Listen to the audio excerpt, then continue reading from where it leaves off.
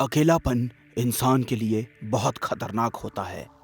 अगर ये अकेलापन किसी की जिंदगी में है तो उसे अपने अकेलेपन को दूर करने के लिए कोई आदत पाल लेनी चाहिए या आगे बढ़कर लोगों को दोस्त बनाने की पहल करनी चाहिए।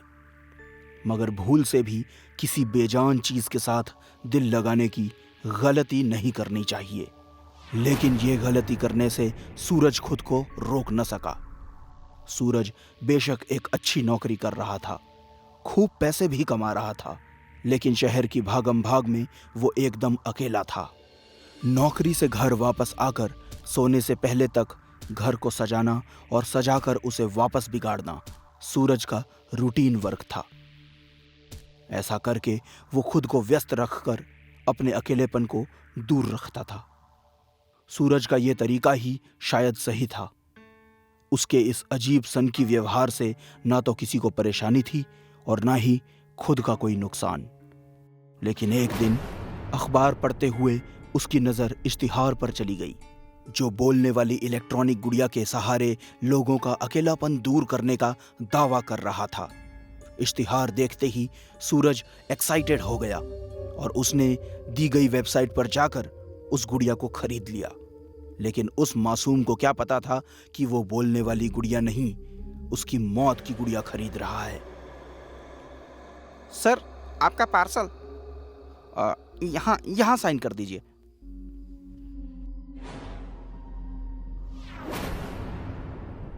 हाय, मेरा नाम गुड़िया है, लेकिन अगर तुम्हें मेरा ये नाम पसंद नहीं है तो तुम अपनी पसंद से मेरा कोई भी नाम रख सकते हो।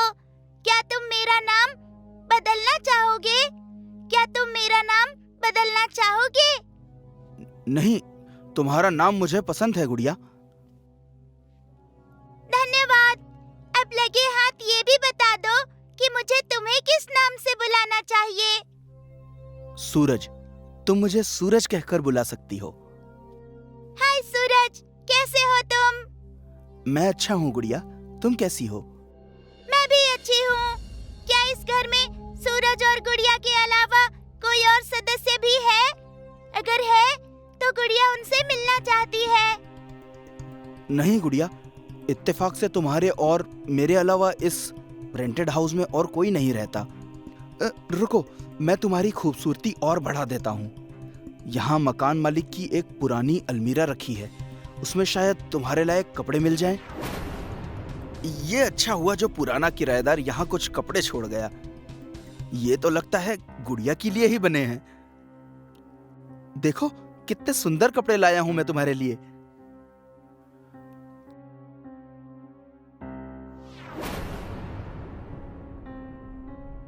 तुम बहुत सुंदर लग रही हो।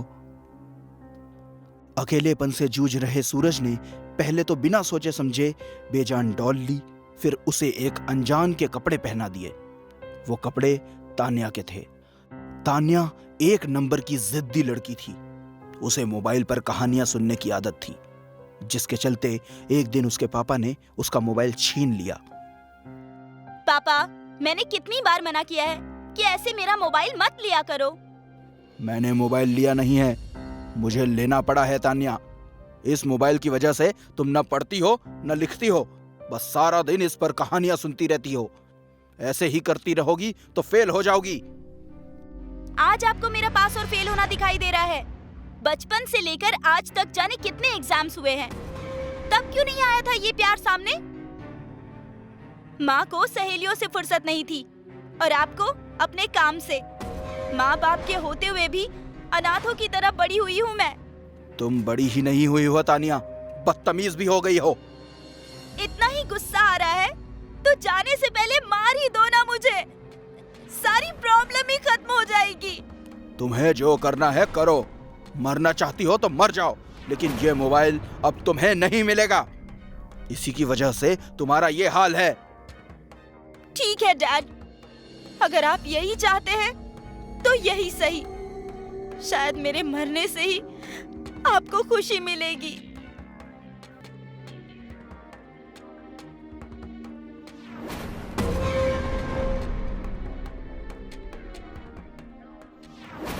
तान्या के मरने के बाद उसके पिता का बुरा हाल हो गया। वो उस घर को उसी हाल में छोड़कर वहां से चले गए। सूरज ने आज अपनी डॉल को उसी तान्या के कपड़े पहनाए थे और ऐसा होते ही गुड़िया की आवाज एकदम नॉर्मल लड़कियों जैसी हो गई। गुड़िया, ये कपड़े पहनकर तुम बहुत सुंदर लग रही हो। अगर मैं सुंदर लग रही हूँ तो तुम भी हैंडसम लग रहे हो। तुम तो एकदम असली लड़कियों जैसे बोलने लगी। मैं तुम्हारे बात करने के तरीके से बहुत खुश हूँ सूरज, इसलिए मैंने अपनी आवाज बदल ली। तुम्हारी आवाज बहुत मीठी है, दिल करता है जिंदगी भर तुम्हें सुनता रहूं। अगर तुम्हारी ये इच्छा है तो ये आवाज जिंदगी भर ऐसी ही रह सकती है, मगर एक शर्त पर। कैसी शर्त? तुम्हें हर रोज रात को मुझे एक नई कहानी सुनानी होगी। अगर मना किया तो मेरी आवाज वापस मशीनी हो जाएगी। नहीं नहीं, ऐसा मत करना। ये आवाज अच्छी है। अच्छी क्या, बहुत अच्छी है। मैं वादा करता हूँ मैं तुम्हें हर रोज एक नई कहानी सुनाऊंगा। और जैसा कि अभी रात हो चुकी है तो आज की कहानी है तुम्हारी ही जैसी एक खूबसूरत लड़की की। सूरज ने गुड़िया को हर रोज रात में कहानी सुनाने का वादा तो कर दिया, मगर उसे नहीं पता था ये वादा करके उसने अपनी जिंदगी की सबसे बड़ी भूल की है। गुड़िया ने सूरज को एक अनुशासन में बांध दिया था। इंसान की अगर मजबूरी ना हो तो उसे अनुशासन और नियम में बांधना बहुत कठिन होता है। जल्द ही वो एक रात आ गई जिसका डर था। सूरज गुड़िया को कहानी सुनाते सुनाते सो गया। सूरज, सूरज, उठो, बताओ ना पीपल वाली चुड़ैल ने क्या किया? फिर वो सो गई। तुम भी मेरे बाप जैसे हो। उन्हें भी मेरी फीलिंग्स की कोई फिक्र नहीं थी और तुम्हें भी नहीं है। सूरज, उठो। कहानी अधूरी छोड़ना मुझे बिल्कुल अच्छा नहीं लगता। उठो। सोने दो ना गुड़िया, आज ऑफिस में बहुत काम था। मैं यही कहानी तुम्हें कल सुना दूंगा। अभी प्लीज सोने दो और तुम भी आराम करो। नहीं कर सकती मैं आराम। इतने सालों से आराम ही तो कर रही थी। गुड़िया, ये क्या कर रही हो तुम? छोड़ो मेरे बाल। बस, बहुत हुआ ड्रामा। मैं कोई गुड़िया वुड़िया नहीं हूँ, मैं तान्या हूँ। मेरे कपड़ों को तुमने इस गुड़िया को पहनाकर मुझे ये नया रूप दिया है। अब चुपचाप मुझे कहानी सुनाओ, वरना पहले मैं मरी थी, अब तुम्हें मार दूंगी। नहीं नहीं, मुझे मत मारना, मैं सुनाता हूँ कहानी। वो राजा जब जंगल गया तो वहां उसे एक सूखा तालाब मिला। उस तालाब के बीचों बीच एक सूखा कुआं था। कुएं के मुंडेर पर काले रंग की बेलों ने अपना घर बना रखा था। राजा धीरे धीरे उस कुएं के पास गया। सूरज कहानी सुनाते हुए रुकता है। तान्या, मुझे बाथरूम जाना है। कहा ना तुम्हें, जब तक कहानी पूरी नहीं हो जाती तुम कुछ नहीं करोगे। सुनाओ। नहीं, मुझे जाना है। तान्या को अनसुना करता है, धोखेबाज।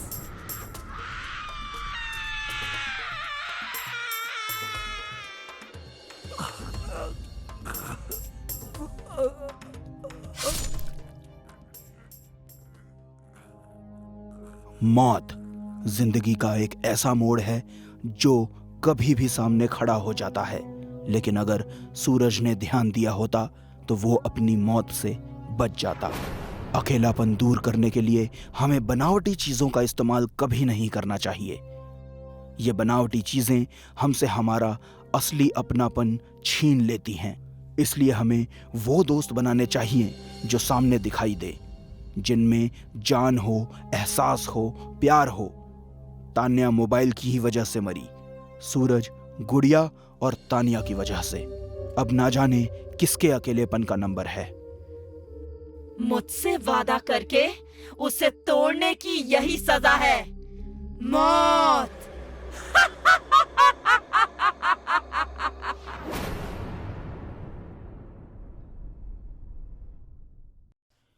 सदियों से एक कहावत हम आए दिन सुनते आए हैं कि इंसान जो बोता है वही काटता है।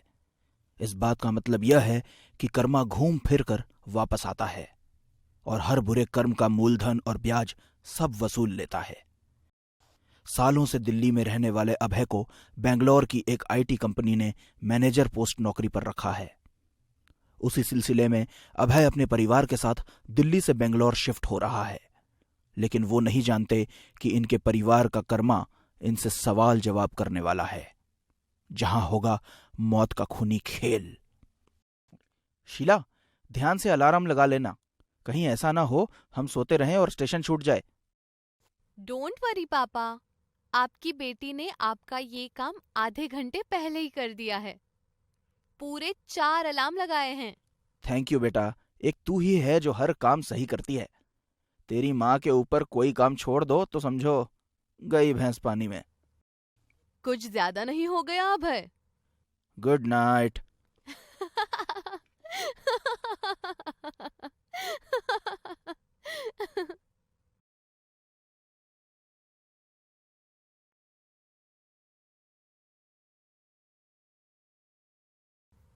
पानी है क्या?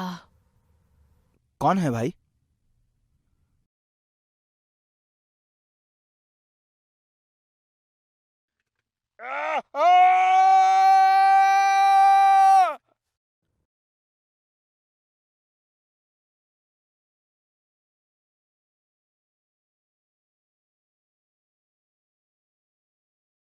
अभय, क्या हुआ?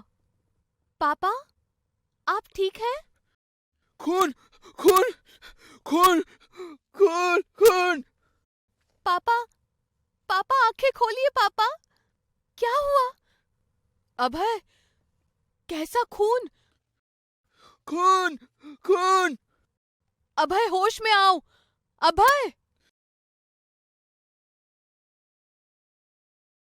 शीला, आकृति, वो यहाँ एक लड़की थी, उसने उसने खून खून की उल्टी की मेरे ऊपर। खून की उल्टी? मगर यहाँ तो कोई नहीं है। लगता है भाई साहब ने कोई बुरा सपना देख लिया है। पानी पिलाइए इन्हें। हाँ हाँ, लीजिए, पानी लीजिए। बहुत बहुत बहुत डरावना सपना था। सपनों का क्या है साहब, कभी हंसाते हैं तो कभी डराते हैं।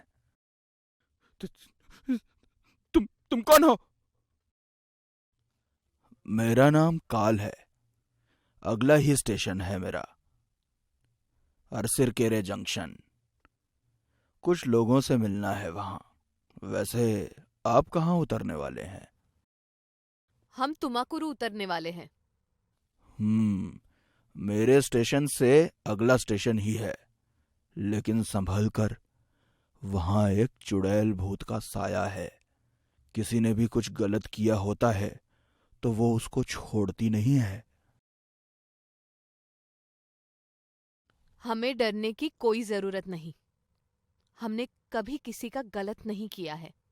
मेरा स्टेशन आ गया, जल्दी मिलते हैं।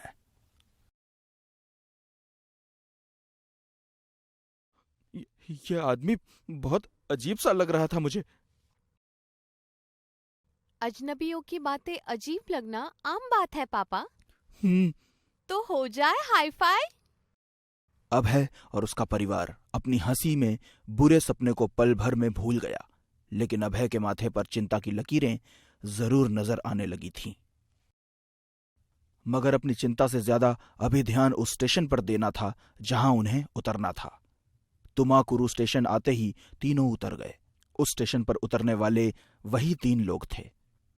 उनके उतरते ही ट्रेन आगे बढ़ गई। तीनों अब स्टेशन से चलने ही वाले थे कि तभी आकृति की नजर स्टेशन के एक कोने में जल बुझ रही लाइट पर अटक गई। जहां लाइट बुझते ही उसे सफेद कपड़े पहने लड़की दिखाई दे रही थी।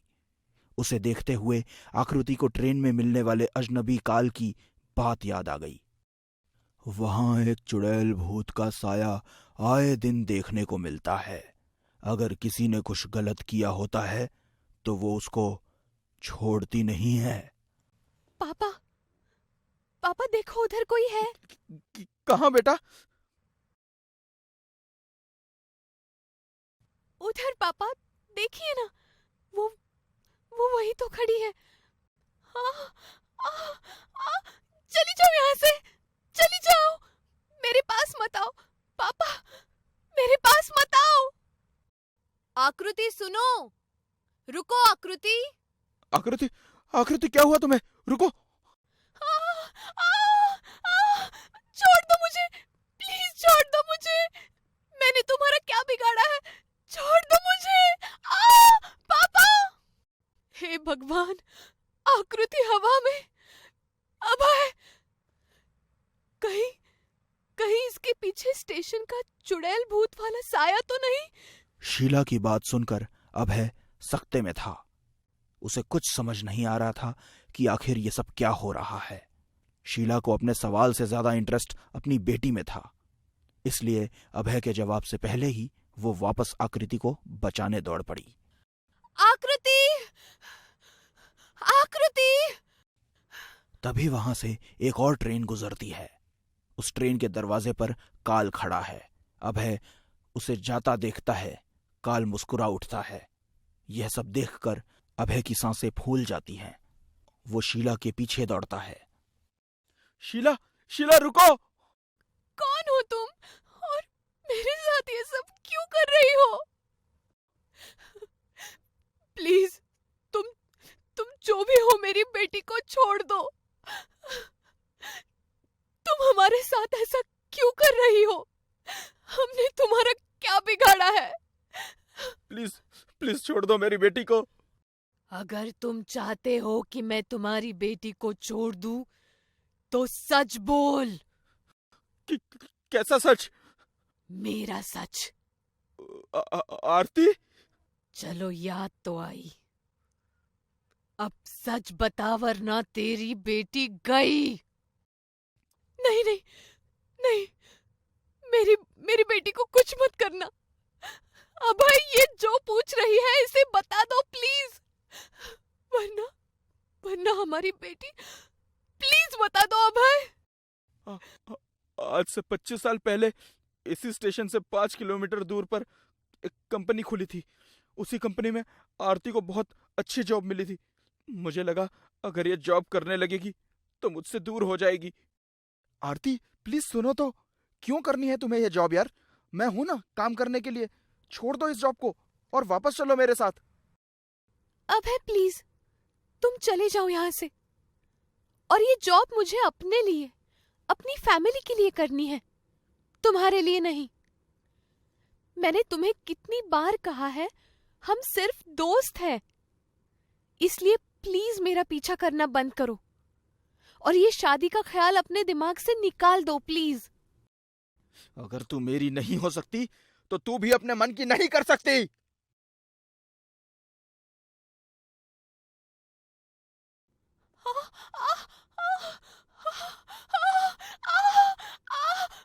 बचाओ बचाओ बचाओ! मैंने आरती को एसिड डालकर मार दिया, मगर मेरी किस्मत अच्छी थी। मैं पुलिस से बच गया और एक दिन में ये शहर छोड़कर दिल्ली शिफ्ट हो गया।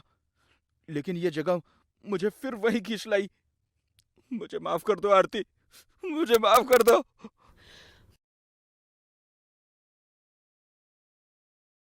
माफ किया? तुमने तो इसे माफ कर दिया आरती, लेकिन हम इन्हें माफ नहीं कर सकते। चलो बेटा। शीला, आकृति, प्लीज मेरी बात तो सुनो। शीला! लेकिन शीला और आकृति अभय की बात नहीं सुनते। तभी ऑपोजिट डायरेक्शन से एक ट्रेन आती है। जो काल अभय की बोगी में था, जो एक दूसरी ट्रेन के दरवाजे पर भी था, वही काल इस ट्रेन के इंजन में इंजन ड्राइवर के बाजू में खड़ा था। अभय ने अपनी ओर आती ट्रेन की ओर देखा और अपनी गिल्ट से हमेशा हमेशा के लिए पीछा छुड़ाने के लिए उसके सामने खड़ा हो गया और काल की ट्रेन उसे साथ ले गई। मुझे माफ कर देना प्लीज। इंसान चाहे जो कर ले, बुरे काम का नतीजा एक न एक दिन उसे भुगतना ही पड़ता है। अगर आपको लगता है कि आप चोरी छुपे गलत काम करके बच जाएंगे तो आप गलत सोचते हैं। काल हमेशा से हमारे साथ चलता है।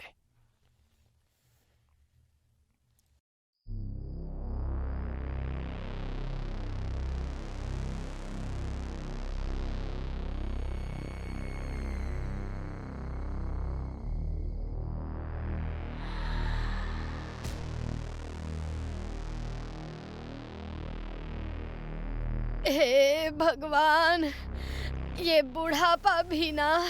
अरे माँ जी रुकिए, मैं उठा देता हूँ।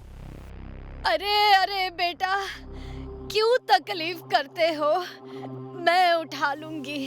अरे माँ जी, इसमें तकलीफ की क्या बात है? 1 मिनट में हो जाएगा ये सब। ये लीजिए माँ जी। सच बोलूं बेटा, बहुत सही समय पर भेजा है भगवान ने तुम्हें। झुकने में बहुत तकलीफ होती है इस उम्र में। बहुत बहुत शुक्रिया तुम्हारा। अरे इसमें शुक्रिया जैसी कोई बात नहीं है माँ जी। आप मेरी माँ की उम्र की हैं और माँ की सेवा करने से तो पुण्य मिलता है। बहुत प्यारी बातें करते हो बेटा तुम। नाम क्या है तुम्हारा? रघु। और मेरा नाम शकुंतला। अच्छा बेटा, चलती हूँ। भगवान तुम्हारा भला करे। बुरा ना माने माँ जी, तो क्या मैं पूछ सकता हूँ कि आप कहाँ जा रही हैं? इसमें बुरा मानने वाली क्या बात है बेटा? यही अट्टा पीर तक जा रही हूँ, वही मेरा घर है। तो आइए, मैं आपको छोड़ देता हूँ। मुझे भी अत्ता पीर की ओर से ही जाना है। टैक्सी है मेरे पास। ये तो अच्छा हो जाएगा। मुझसे तो चला भी नहीं जा रहा। लेकिन बेटा, तुम्हारे कपड़े तो टैक्सी ड्राइवर वाले नहीं हैं। माँ जी, वो कपड़े गंदे हो गए थे, धोने का समय ही नहीं मिला। अकेला रहता हूँ ना, शादी नहीं हुई है अभी तक, इसीलिए आज सादे कपड़ों में हूँ। यहीं पास में ही है मेरी टैक्सी, आइए। ठीक है बेटा, चलो। तो लाइए, ये सामान मुझे पकड़ाइए। अब बेटा कहा है तो बेटे वाला काम भी तो कर लूं।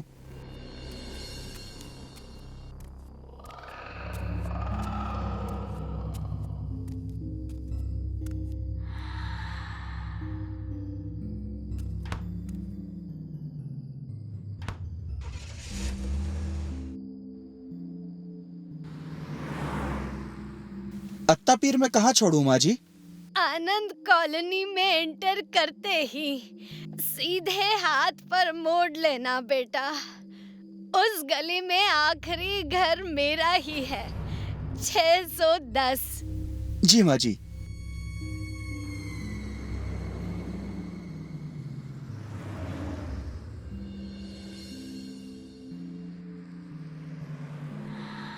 बस बेटा, यहीं रोक दो।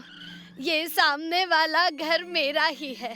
अरे वाह माँ जी, आपका घर तो एकदम महल जैसा है। बस बेटा, इस महल में बस दीवारें ही रह गई हैं। मतलब? अब तुमसे क्या छिपाना, मैं इस घर में अकेली ही रहती हूँ। मेरे सिवा इस घर में अब कोई नहीं। जितने अपने थे सबको एक एक करके ऊपर वाले ने अपने पास बुला लिया बेटा। जाने कब मेरा नंबर आएगा। शुभ शुभ बोलिए माँ जी, भगवान करे आपकी उम्र लंबी हो। ऐसा मत बोलो बेटा, जितना जीना था जी लिया। अब तो ये फल और सब्जी लाना भी मुश्किल हो गया है। ऐसा है तो मुझे याद कर लिया करे माँ जी, मैं ले जाया करूंगा आपको मार्केट। ये मेरा नंबर है। ठीक है बेटा, कितने पैसे हुए तुम्हारे? कैसी बात कर रही हैं माँ जी? एक तरफ बेटा कह रही हैं और दूसरी तरफ पैसे की बात कर रही हैं। कोई बेटा अपनी माँ से किराया लेता है क्या? खुश रहो बेटा, खूब तरक्की करो।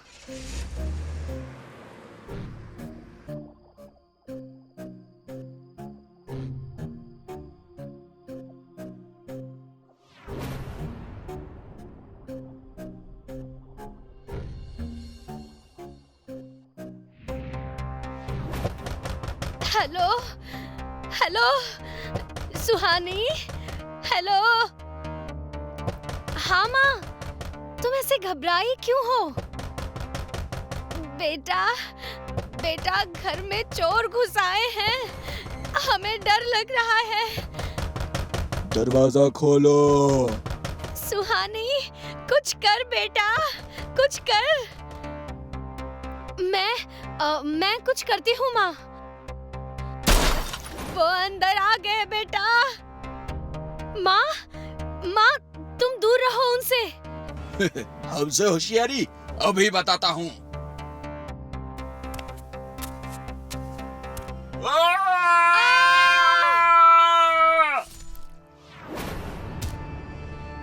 माँ, पापा, क्या हुआ माँ?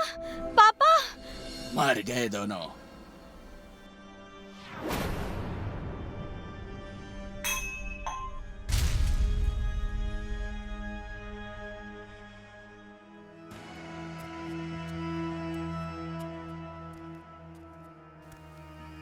संभल कर राणा, आवाज नहीं, बुढ़िया घर में ही है।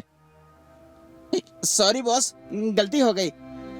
बॉस, घर तो बहुत ही शानदार है, इसीलिए तो लाया हूं तुम्हें यहाँ।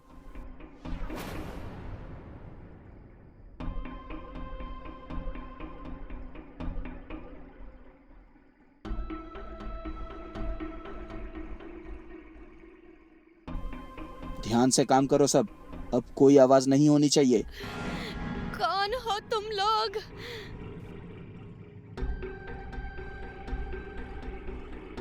मर गए।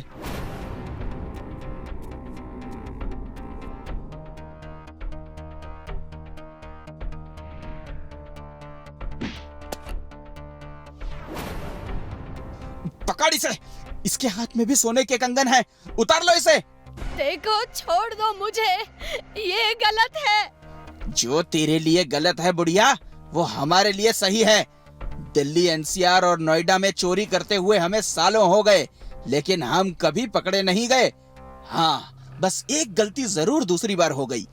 पहली गलती में आनंद विहार में रहने वाले बूढ़ा बुढ़िया मरे थे, अब तू अत्ता पीर वाली मरेगी।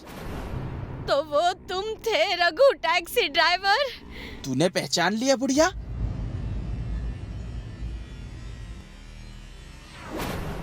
आज ही तो सुनी थी तेरी आवाज बेटा, कब से तुम्हारा इंतजार कर रही थी। रोज सड़कों पर हाथ में सोने के कंगन डालकर चारा डाल रही थी तुम्हें। आज मिले हो, अब नहीं छोड़ूंगी। तूने मेरे माँ पापा को मार डाला था ना, अब मैं तुम सबको मारूंगी।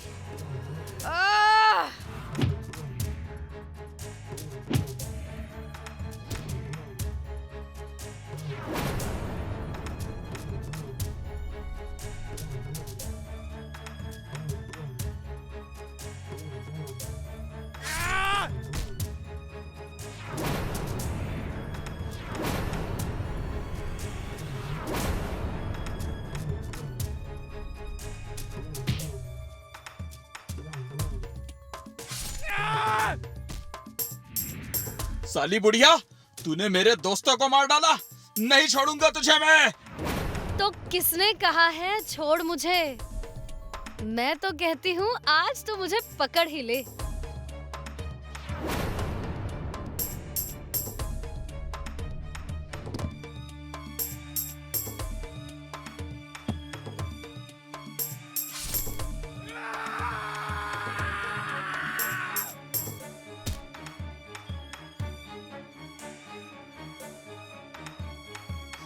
बस बस, बहुत हुआ सांप और नेवले का खेल। तुम मुझे यहाँ चारा डालकर लाई थी ना, तू मुझे चारा डालकर नहीं लाई। तेरी मौत तुझे यहाँ लेकर आई है, अब तू नहीं बचेगी। उसमें गोलियां नहीं है रघु।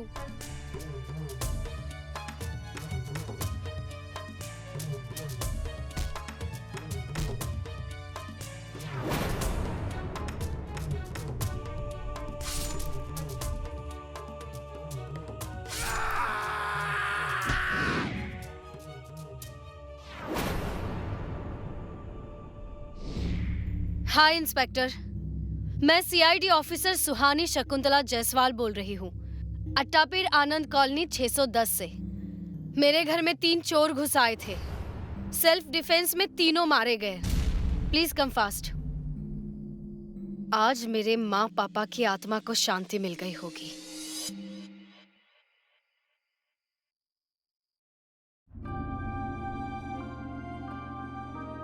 ये कहानी है अक्षय की, जो अभी थोड़े समय पहले ही इंडियन आर्मी में ज्वाइन हुआ था और वो अपनी पोस्टिंग के बाद पहली बार घर जा रहा था। उसके साथ आर्मी के और भी जवान थे और वो छुट्टियों के लिए सब अपने घर जा रहे थे। अक्षय आज बहुत खुश था, लेकिन उसे क्या मालूम था कि आज उसके साथ कुछ ऐसा होने वाला है जिसके बारे में उसने कभी सोचा भी नहीं था। अक्षय ट्रेन में अपने सभी सामान के साथ चढ़ गया और अपनी सीट पर जाकर बैठ गया। तभी उसके बराबर वाली सीट पर सेना का एक जवान एक व्यक्ति का सामान रखकर गया और जैसे कि सीट पर कोई बैठा हो उनको सैल्यूट करके चला गया। अक्षय के लिए यह बहुत ही अटपटा सा था। उसे कुछ समझ नहीं आया, लेकिन उसकी किसी से पूछने की हिम्मत नहीं हुई और वो सोच में था कि इन्होंने आखिर ऐसा क्यों किया। लेकिन उसकी खुशी और मौसम ने उसका ध्यान इस बात से हटा दिया।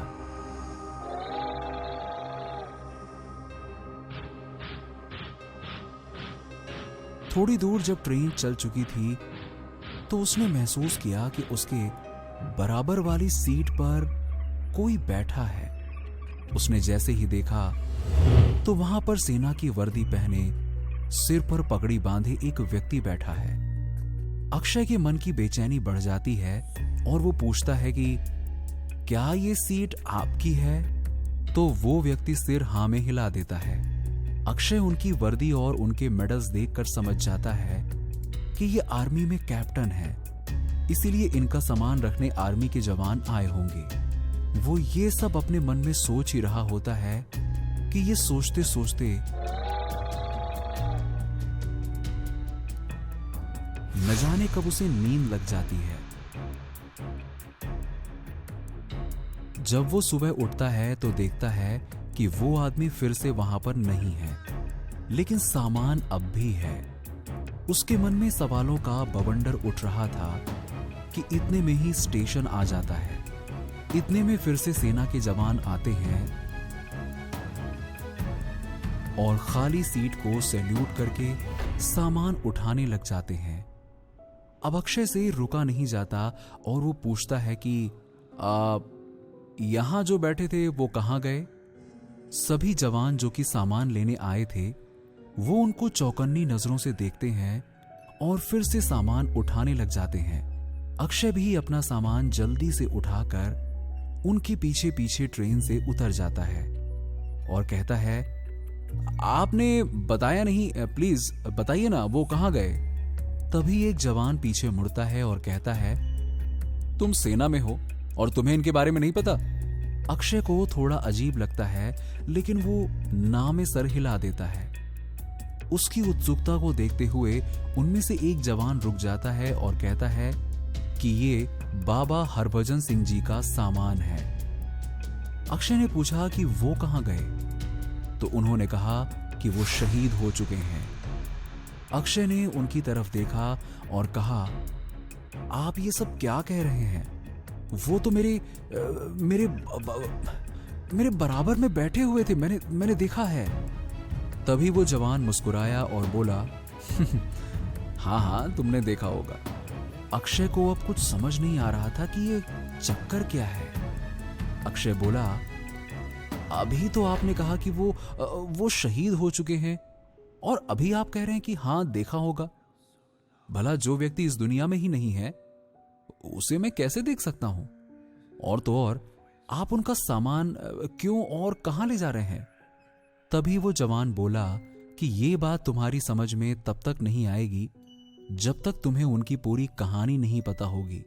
और जो तुम कह रहे हो कि तुमने उनको देखा है, बातें करी हैं, ये बहुत ही आम बात है, अक्सर ऐसा होता रहता है।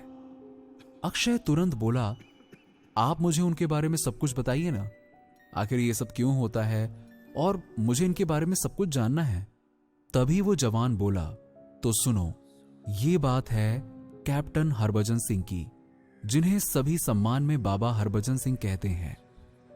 12 फरवरी 1966 हरभजन सिंह ने इंडियन आर्मी ज्वाइन की थी। उनकी देश के प्रति सच्ची निष्ठा थी और वो देश पे मर मिटने के लिए हमेशा तैयार रहते थे। एक बार जब बाबा हरभजन सिंह सिक्किम के गंगटॉप पर अपनी ड्यूटी कर रहे थे और वहां का मौसम ऐसा है जिसके चलते बर्फबारी होना बड़ी आम सी बात है। 1968 की बात है जब एक दिन बाबा हरभजन सिंह जी कुछ मुसाफिरों को बर्फीला रास्ता पार कराने में उनकी मदद कर रहे थे। एक तो रास्ता काफी मुश्किल था और साथ ही बहुत तेज बर्फबारी हो रही थी। इसी बीच अचानक से बाबा हरभजन सिंह का पैर फिसल गया और वो कई हजार फीट नीचे नदी में जा गिरे। बर्फबारी बहुत तेज थी और नदी का बहाव भी काफी तेज था, जिस कारण कोई भी उनकी मदद करने के लिए नीचे नहीं जा सका।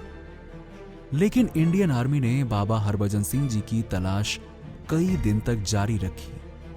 लेकिन जब इंडियन आर्मी के सर्च ऑपरेशन में वो नहीं मिले तो सेना ने ये सोचा कि यहां की मुश्किलों से डरकर वो सेना छोड़कर भाग गए हैं।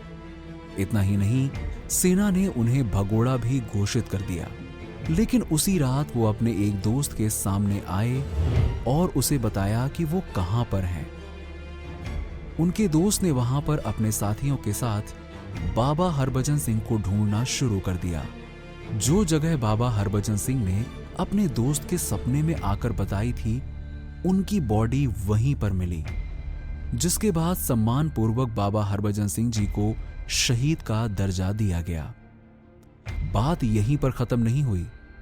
थोड़े दिन बाद बाबा हरभजन सिंह जी अपने दोस्त के सपने में एक बार फिर से आए और उन्होंने चाइना की आर्मी के एक बहुत बड़े प्लान के बारे में अपने दोस्त को बताया, जिससे निपटने के लिए इंडियन आर्मी ने अपना प्लान तैयार किया और चाइना के बनाए प्लान को बेकार कर दिया।